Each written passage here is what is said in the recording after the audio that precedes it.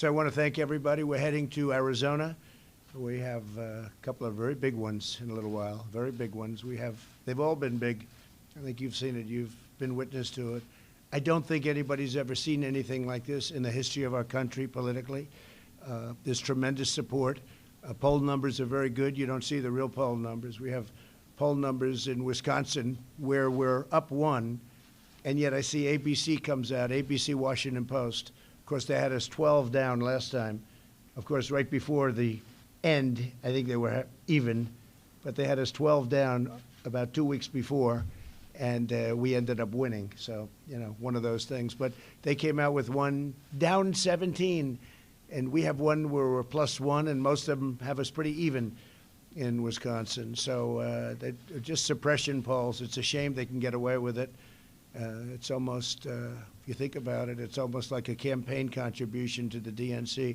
The good news is our people understand it. They understand it very well. They went through it 4 years ago, and it was actually worse 4 years ago, if you think about it, but they went through it. We're really up in almost all of the states that we're talking about, most of the states. We're up even or very close, doing fantastically in Florida, doing fantastically in North Carolina. We have a Michigan poll that just came out. We're 2 up in Michigan. We have a very good Wisconsin poll that just came out. We're 1 up. Rasmussen has us at 53, 52 yesterday, 53. And head-to-head nationally, we're up in a Rasmussen poll.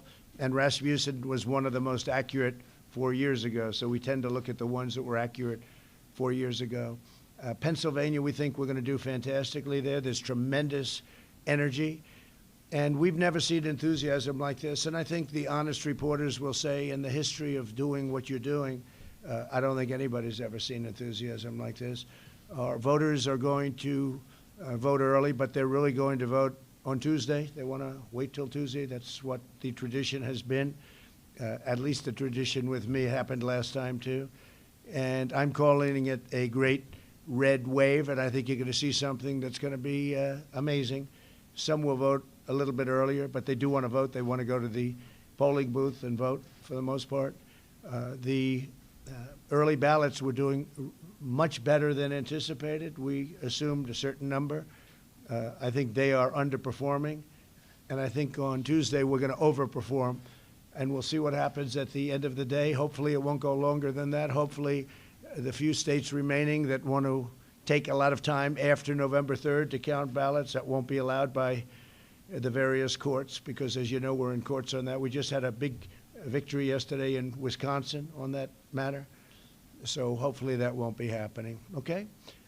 We're heading out now to a great state, Arizona. Mr. President, could you comment on the latest police shooting in Philadelphia and the demonstrations after that?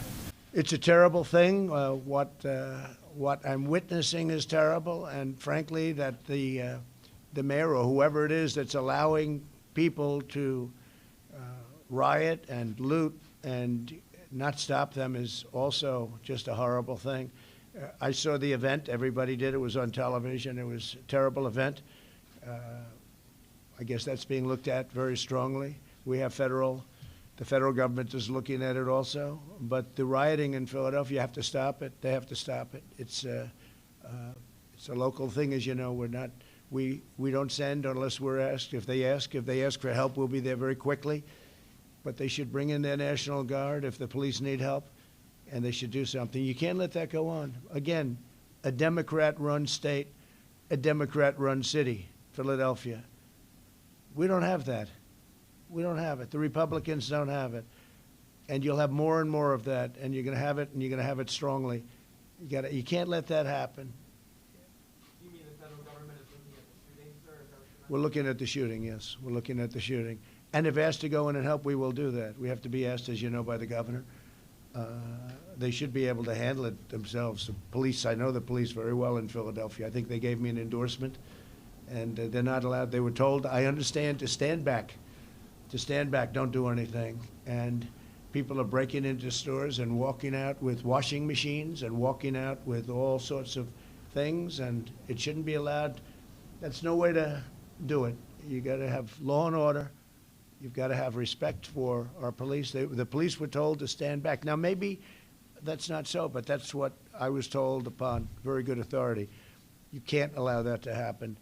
We're watching it very closely, and we're waiting for a call. If they want help, we're there. We'll be in there within 1 hour. We're ready to go within 1 hour. Yeah, please. Can I just follow on that?